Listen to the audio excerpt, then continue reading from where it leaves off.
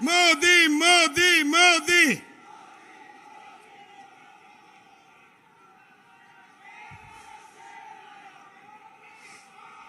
साथियों, हम लोग सौभाग्यशाली हैं। देश के गरीबों के नेता, किसानों के नेता, गरीबों के मसीहा, देश के यशस्वी प्रधानमंत्री कौशाम्बी के ऐतिहासिक धरती पर, भगवान बुद्ध के धरती पर पधारे हैं। भगवान बुद्ध की धरती पर मैं माननीय प्रधानमंत्री जी का स्वागत करता हूं, अभिनंदन करता हूं, वंदन करता हूं।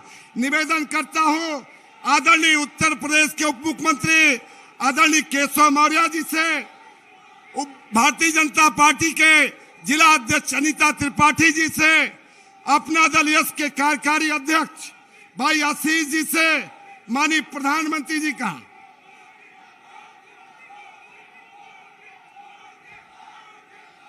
स्वागत करें।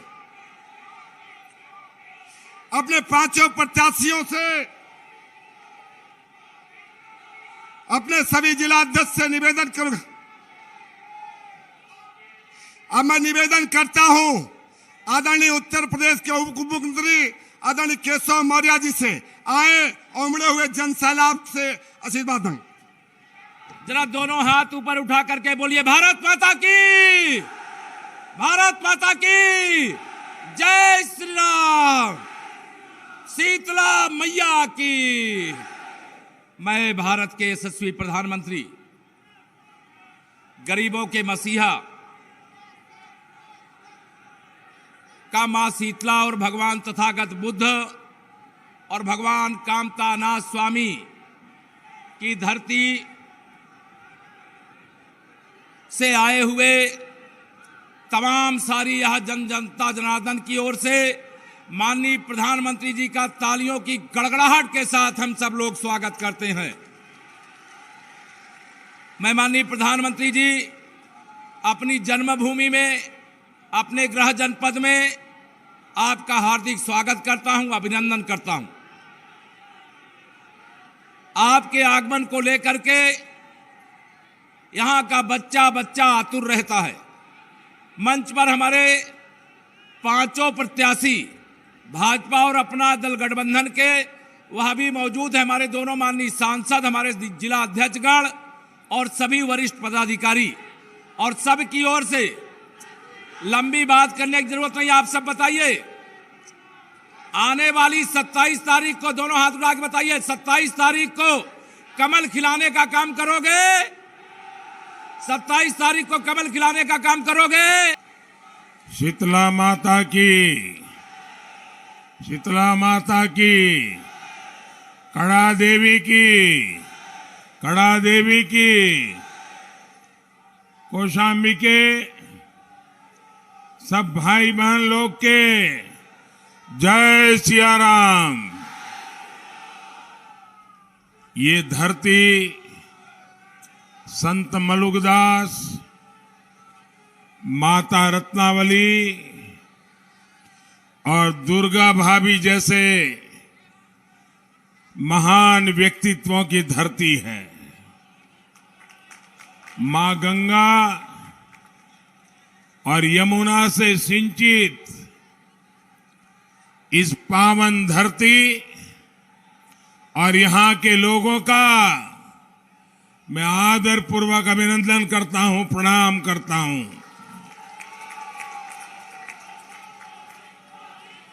मुझे बताया गया कि और भी कई जिले हैं जो वर्चुअली आज हमारे इस कार्यक्रम में जुड़े हैं। मैं उन सबका भी आदर पूर्वक स्वागत करता हूं और मैं उनसे क्षमा भी मांगता हूं कि मैं उन तक वर्चुअली पहुंच पा रहा हूं। लेकिन भाइयों बहनों, ये जो नजारा मैं देख रहा हूं,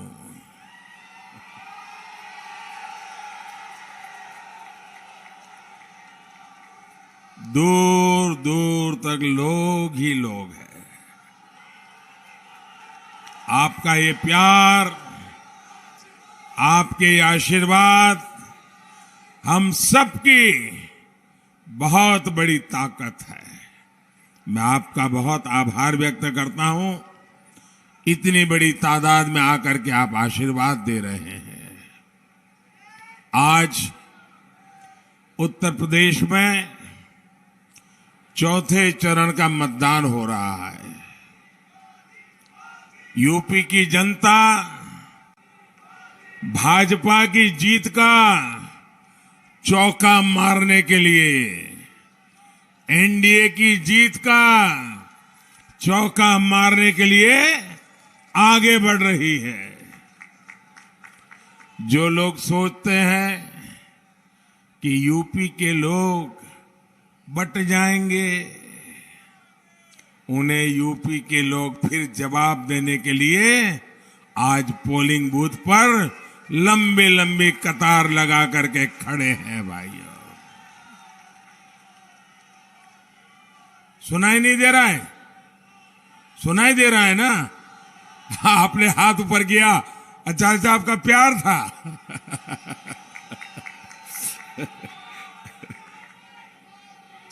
साथियों, कोई भी देश हो, कोई भी प्रदेश हो, अगर उसे आगे बढ़ना है तो लोगों को एकजुट होना ही होता है। भारत के तेज विकास के लिए, यूपी के तेज विकास के लिए हम सभी का एकजुट बने रहना, ये हमारे उज्जवल भविष्य के लिए बहुत जरूरी है। भाइयों बहनों, कौशाम्बी में शक्तिपीठ शीतला माता का धाम है, राम वनगमन मार्ग है, प्रभासगिरी पर्वत है, महात्मा बुद्ध का चातुर्मासा स्थान है। कौशाम्बी महाभारत, रामायण, पुराणों तक में प्रसिद्ध नगरी है, लेकिन गौर परिवारवादियों के राज में कौशाम्बी को विकास के लिए तरसा दिया गया। ये हमारी डबल इंजन की सरकार है, जो पूरी ईमानदारी से कौशाम्बी के विकास में जी जान से जुटी है। हमारी सरकार गांव गांव तक सड़क पहुंचा रही है, सड़कों को चौड़ा कर रही है, गंगा और यमुना नदी पर बने पुल और कौशाम्बी में कई जगहों पर बने ओवरब्रिज, अंडरपास हमारे प्रयासों का प्रमाण है। कौशाम्बी को बौद्ध सर्किट से जोड़ने का काम भी हमारी सरकार ने ही किया है। कौशाम्बी में ही राम वन गमन पथ योजना, उसका काम भी तेजी से चल रहा है। सैरा रेलवे क्रॉसिंग पर बने ओवरब्रिज को महाराजा बिजली पासी के नाम पर रखा गया है। हम कौशाम्बी समेत पूरे प्रदेश की समृद्धि, प्रगति और संस्कृति के लिए काम कर रहे हैं।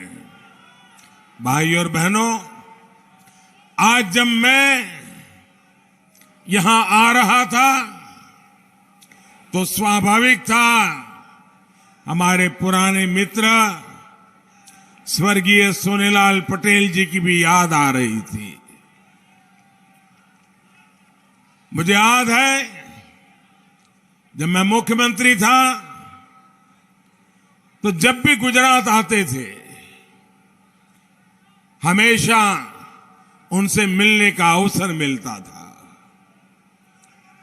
वे अमूल डेयरी में रुचि लेते थे, कोऑपरेटिव डेयरी में रुचि लेते थे। उन्हें अपना पूरा जीवन गरीब, शोषित, पिछड़े, दलित वर्ग के कल्याण में लगा दिया। साथियों, आज हम सुविधा के साथ आपकी आकांक्षाओं की पूर्ति के लिए भी काम कर रहे हैं। यहां के पीतल, कांसे के उत्पादों को बर्बाद कर दिया गया था। अब हम तेजी से इसे पहचान दिलाने में जुटे हैं। वन डिस्ट्रिक्ट वन प्रोडक्ट योजना की वजह से यहां के केले की पहचान अब पूरे देश में बन रही है। साथियों, बिना भेदभाव यूपी के हर क्षेत्र का विकास, हर वर्ग का विकास भाजपा की डबल इंजन की सरकार की प्राथमिकता है। हम गरीब की छोटी से छोटी जरूरतों को पूरा करने में दिन रात जुटे हुए हैं। गरीब के पास पक्का घर हो, घर में नल हो, नल में जल हो, एलईडी बल्ब का उजाला हो, उज्ज्वला का गैस कनेक्शन हो, शौचालय हो, हमारी सरकार इसे सुनिश्चित कराने में जुटी है। गरीब को इलाज में दिक्कत ना हो, इसके लिए उसे आयुष्मान कार्ड दिया जा रहा है। गरीब दुकानदारों को, खेत मजदूरों को, रेहड़ी पटरी वालों को पेंशन के लिए भी योजनाएं शुरू की गई हैं। पीएम किसान योजना के तहत कौशाम्बी के 2 लाख से ज्यादा किसानों के खाते में 350 करोड़ रुपए सीधे किसानों के खाते में जमा किए हैं। साथियों, इस कोरोना काल में आपने देख लिया है कि जब गरीब का दर्द दिल में होता है तो सरकार कैसे गरीबों के लिए काम करती है।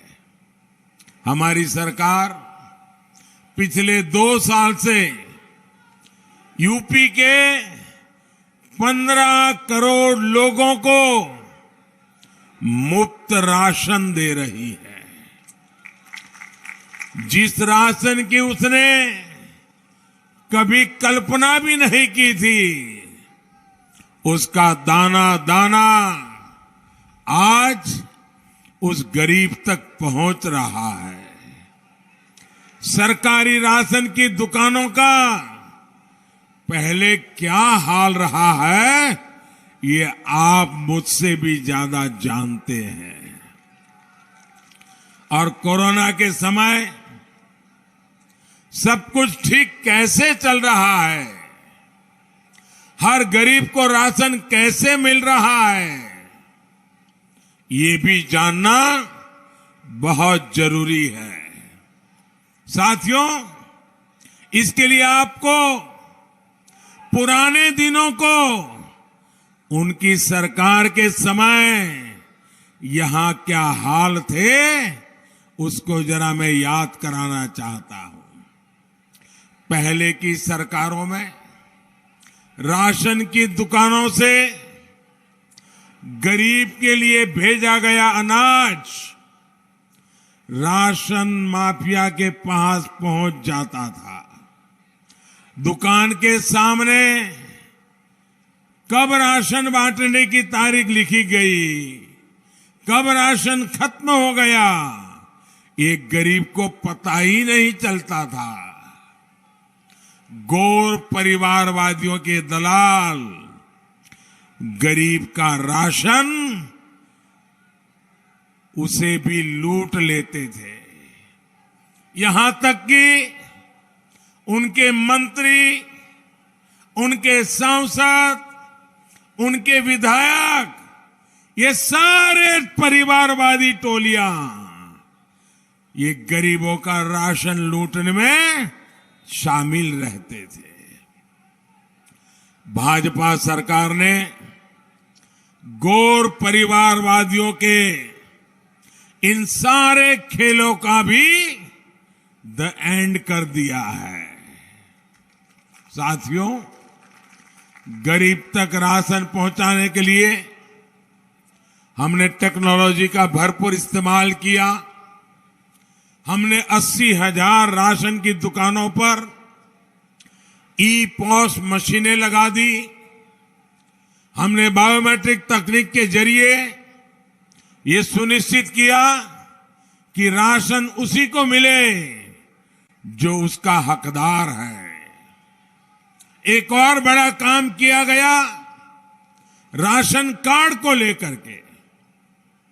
पहले एक जगह का राशन कार्ड होल्डर दूसरी जगह राशन नहीं ले सकता था। इसलिए भाजपा सरकार ने राशन कार्ड को पोर्टेबल बनाया। ये सुविधा गरीब को दी कि वो किसी भी राशन की दुकान से अनाज ले सके। वो उत्तर प्रदेश में है तो भी ले सकेगा, वो मुंबई जाएगा तो भी ले सकेगा, वो तमिलनाडु जाएगा तो भी ले सकेगा, वो मध्य प्रदेश जाएगा तो भी ले सकेगा, वो अहमदाबाद जाएगा तो भी ले सकेगा, ताकि गरीब को तकलीफ न हो। इसलिए हमने one nation one ration card की सुविधा ले आए। पूरे देश में हमने यही व्यवस्था लागू कर दी है। अब कौशाम्बी का कोई व्यक्ति देश में कहीं पर भी जाकर अपने राशन कार्ड का इस्तेमाल कर सकता है। साथियों, कोरोना के इस काल में आपने कुछ मौसमी नेताओं को भी देखा है। कोरोना आया तो गायब हो गए, कोरोना कंट्रोल हुआ तो फिर आ गए, चुनाव आया तो आ गया, चुनाव खत्म तो विदेश चलो। जब लोग महामारी में परेशान थे तो वो गायब थे, चुनाव आया तो घर से बाहर निकल आए। ये लोग यूपी की जनता को वैक्सीन लगवाने के खिलाफ भड़काते रहे और जब अपनी बारी आई तो चुपचाप वैक्सीन लगवा ली। ऐसे मौसमी नेताओं को यूपी की जनता पूरी तरह पहचानती है। साथियों, ये मौसमी नेता 10 मार्च के बाद फिर घूमने निकल जाएंगे। वहीं भाजपा सरकार यूपी में स्वास्थ्य सेवाओं को बेहतर बनाने के उसके लिए लगातार नई नई योजनाओं के साथ, नए नए प्रकल्पों के साथ, नई ऊर्जा के साथ आप सबकी चिंता कर रही है। यहां कौशाम्बी के मंजनपुर में बन रहा medical college, trauma centre, Kaushambi जिला अस्पताल में ऑक्सीजन प्लांट, सिराथू में मिनी ऑक्सीजन प्लांट हमारे इसी संकल्प को साबित करता है। भाइयों और बहनों, यूपी का कोई व्यक्ति भूल नहीं सकता कि पिछली सरकार में जमीन परिवारवादियों का शासन था तो क्या क्या होता था। कानून व्यवस्था पंगु बना दी गई थी। गुंडे माफिया खुलेआम जमीनों पर कब्जा कर लेते थे। गुंडागिर्दी इतनी चरम पर थी कि बहन बेटियां घर से निकल भी नहीं पाती थी। और आज भाजपा सरकार की अनेकों योजनाओं से हमारी बेटियों का भविष्य संवर रहा है। वो शासन करने के बजाय वो शासन नहीं शोषण करते थे। हमने सेवा का रास्ता चुना है। वो अपने महल बनाते थे, हमने गरीबों के घर बनाए हैं। वो अपने खानदानी महोत्सव मनाते थे, हमने दीपोत्सव रंगोत्सव मनाए हैं। वो जाति पंथ इलाका देखकर नौकरी के नाम पर लूट मचाते थे। योगी जी की सरकार ने प्रदेश के 5 लाख युवाओं को बिना पक्षपात रोजगार दिया। उनके राज में कौशाम्बी में अवैध खनन को उद्योग बना दिया गया था। हम कौशाम्बी के प्रभातगिरी पर्वत माता शीतला देवी के शक्तिपीठ की प्रतिष्ठा का गौरवगान करने वाले लोग हैं। उनके राज में कौशाम्बी को बिजली के लिए तरसा दिया गया था। आज हर गांव में बिजली है, भरपूर बिजली मिलती है। इनके राज में घोटालों का ही राज था। खनन घोटाला, खाद्यान्न घोटाला, एम्बुलेंस घोटाला, रिवर फ्रंट घोटाला, आज राज्य की एक एक पाई जनता की भलाई में लग रही है। उनके राज में ट्रांसफर पोस्टिंग उद्योग बन गया था। आज हुनर का सम्मान हो रहा है और जिले जिले उद्योग लग रहे हैं। साथियों, इन गौर परिवारवादियों का इतिहास गवाह है कि इन लोगों के हाथ में कभी यूपी की सुरक्षा नहीं दी जा सकती। इनके शासन के दौरान यूपी में एक के बाद एक आतंकी हमले हुए। दुर्भाग्य से इन धमाकों के आतंकियों को कड़ी सजा के बजाय समाजवादी सरकार ने उनकी रिहाई के लिए जमीन आसमान एक कर दिया। और साथियों, अभी आपने देखा है कि अहमदाबाद सीरियल ब्लास्ट में जो लोग शामिल थे, ऐसे आतंकियों को फांसी की सजा सुनाई गई है। आप मुझे बताइए, निर्दोषों को, मारने वालों को कानून से सजा मिलनी चाहिए कि नहीं मिलनी चाहिए? कानून ने कानून का काम करना चाहिए कि नहीं करना चाहिए? आतंकवादियों को जड़ से उखाड़ना चाहिए कि नहीं करना चाहिए? देश को बर्बाद करने जो आतंकी निकले थे, उन्हें अदालत ने पूरी जांच पड़ताल के बाद अनेक वर्षों तक केस चला, बहुत बारीकी से जांच पड़ताल हुई और उसके बाद अदालत ने पिछले सप्ताह सजा दी है। अब मुझे बताइए, निर्दोष लोगों को मारने वाले आतंकियों को सजा हुई, आपको अच्छा लगा? आपको अच्छा लगा? आपको अच्छा लगा? सजा होनी चाहिए थी कि नहीं होनी चाहिए थी? फांसी मिली तो ज्यादा अच्छा लगा कि नहीं लगा? न्यायपालिका ने सजा दी, अच्छा लगा कि नहीं लगा? आप सबको अच्छा लगा ना? गुनहगार को सजा मिली, आपको अच्छा लगा ना? पूरे देश को अच्छा लगा। लेकिन इन गौर परिवारवादियों में से किसी ने भी देश हित से जुड़े इतने महत्वपूर्ण फैसले का स्वागत तक नहीं किया। उनके मुंह पे ताले लग गए भाइयों। ये क्यों चुप है? न्यायपालिका ने सजा दी है, निर्दोषों को मारने वालों को सजा दी है, 56 लोगों को मार दिया गया था। आपके मुंह पर ताला क्यों लग गया भाई?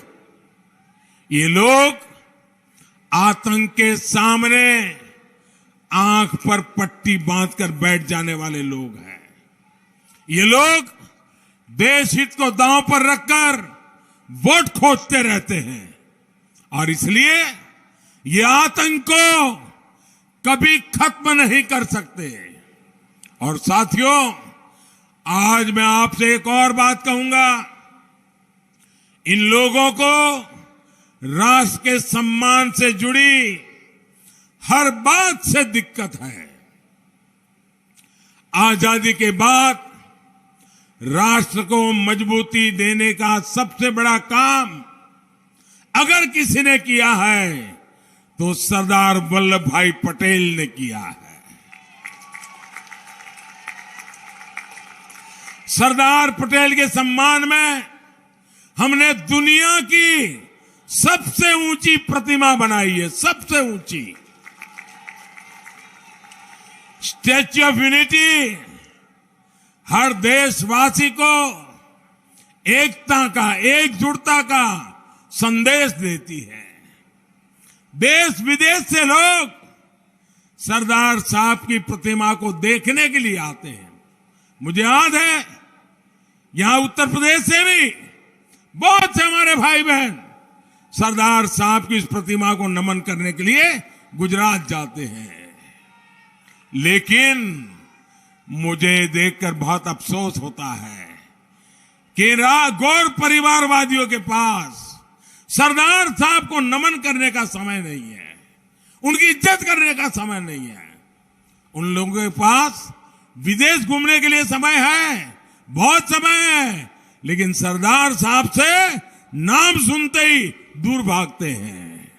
भाइयों बहनों, मैं कल यहां कौशाम्बी का ही एक वीडियो देख रहा था, यहीं का वीडियो था। ये गौर परिवारवादी किस तरह दलितों का अपमान करते हैं, ये उस वीडियो में साफ दिखाई देता है। इन गौर परिवारवादियों को भगवान गौतम बुद्ध की प्रतिमा तक स्वीकार करना गंवारा नहीं है। ये भगवान बुद्ध का अपमान है कि नहीं है? अपमान है कि नहीं है? ये दलितों का अपमान है कि नहीं है? ये पिछड़ों का अपमान है कि नहीं है? ये गरीबों का अपमान है कि नहीं है? लेकिन उनको भगवान बुद्ध की प्रतिमा लेने का तो मन नहीं करता है, लेकिन चांदी का मुकुट देखा तो मुंह में पानी छूट गया और चांदी का मुकुट तो लपक लिया। ये लोग गौतम बुद्ध की इस धरती पर गरीबों का कभी कल्याण नहीं कर सकते। इन लोगों से आप सभी को बहुत सतर्क रहने की जरूरत है। साथियों, आप सभी सदस्यों के लिए, आपकी सेवा के लिए मुझे यूपी में डबल इंजन की सरकार आप अगर देंगे, और मुझे पक्का भरोसा है आप सरकार बनाने वाले हैं, फिर एक बार डबल इंजन की सरकार बनाने वाले। आपके लिए मेरे मन में जो सपने हैं, उन सपनों को पूरा करने के लिए आपके लिए मैंने जो संकल्प लिए हैं, उन संकल्पों को पूरा करने के लिए मुझे डबल इंजन की सरकार एक ऐसी ताकत देगी, देखते ही देखते आपके सपने मेरे संकल्प बन जाएंगे और उन संकल्पों को सिद्ध करने के लिए हम जी जान से जुड़ जाएंगे। और इसके लिए आपका एक एक वोट बहुत मूल्यवान है। आपको ज्यादा से ज्यादा संख्या में पोलिंग बूथ पर जाना है, बीजेपी को जिताना है। एनडीए में हमारे सहयोगियों, अपना दल और निषाद पार्टी के उम्मीदवारों को भी जिताना है। मेरा आग्रह है, पहले मतदान फिर दूसरा कोई काम। मेरी बात मानेंगे, मेरी बात मानेंगे, घर घर जाएंगे, मतदाताओं को मिलेंगे, हर घर जाकर के सबको मेरा प्रणाम पहुंचाएगा, उनको मेरा नमस्ते कहिएगा, पक्का कहेंगे ना? उनको कहिए मोदी जी आए थे, आपके लिए प्रणाम भेजा है, बताएंगे? और उनके आशीर्वाद चाहिए मुझे, हर गरीब का आशीर्वाद चाहिए, हर माता बहन का आशीर्वाद चाहिए, हर बहन बेटी का आशीर्वाद चाहिए। और इसके लिए आप सब मेरे साथी, इतनी तादाद में आए हुए मेरे भाई बहन, एक एक घर जाकर के लोगों को चुनाव के दिन मतदान के लिए ले आइए, कमल के निशान पे बटन दबाइए और फिर एक बार डबल इंजन की सरकार बनाइए। मेरे साथ बोलिए, भारत माता की, भारत माता की, भारत माता की। बहुत बहुत धन्यवाद। सभी उम्मीदवारों से मेरी प्रार्थना है, उम्मीदवार सभी आगे आ जाएं।